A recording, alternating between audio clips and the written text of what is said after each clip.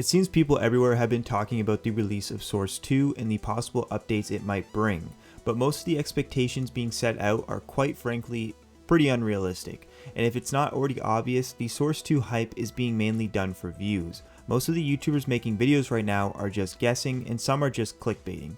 But with the Source 2 beta supposedly being right around the corner and releasing any day now, I thought it would be a good idea to discuss the realities of what Source 2 is going to change and to tamper expectations a bit. So let's get into it. Alright, so the first thing I feel that needs to be addressed regarding Source 2 is this rumor going around how certain CSGO skins are going to become animated.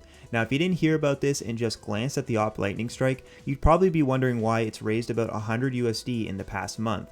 Well, you can thank Twitter and speculators for that. A lot of people seem to be convinced that Source 2 will have animated skins, which is actually not too crazy. What's crazy is that people think the Op Lightning Strike will become animated. I really don't think this is going to happen, and you're probably wondering why. Well, for starters, the Op Lightning Strike was the first Op skin to enter the game, and well, it shows. The skin texture itself is using an old stretched out image that is maybe 240p at best, so it looks kinda bad in game, and for people to think that Valve's going to redo the entire skin, upscale it, and then animate it, it's just very unlikely when they could just create brand new skins with their own custom design animations. So who knows, they could end up just creating an entirely new lightning themed op that's animated. Okay, moving away from skins, the second thing to address is the anti-cheat.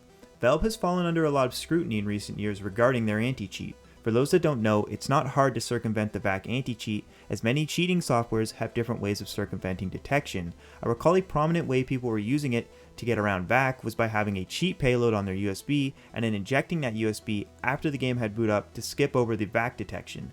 But regardless, many people are speculating that VAC will be upgrading to prevent cheating, and many think that Valve may take a note out of Riot's book by using Vanguard. Now for those who don't know, I'm very opposed to Valorant's anti-cheat, Vanguard, because of the security and privacy threat it poses. But I do believe that Valve will most likely go to the route of upgrading their anti-cheat, but they may look towards other cheat detection softwares like Ricochet, which is used by Call of Duty. Regardless, the change in VAC shouldn't be an issue for most, as long as you aren't cheating. The third change that people are rumoring is servers being moved up to 128 tick and a matchmaking fix. As Jesus' video already went over this, I'm not going to go into depth about it, but just know that this change will not be a part of Source 2 and it should come in its own update. So as many YouTubers and people have been saying, Source 2 is an update that changes Counter-Strike Global Offensive's backend. The game isn't going to walk out with 4K graphics and brand new mechanics, but rather smooth out the bugs and the developing obstacles that have made the game extremely difficult to create content for in the past.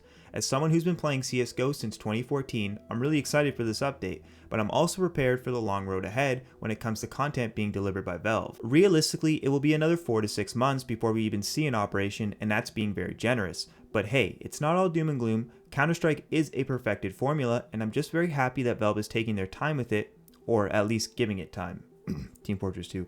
Anyways, with that said, I want to thank you for watching. Please subscribe if you haven't, and I hope you have an awesome day.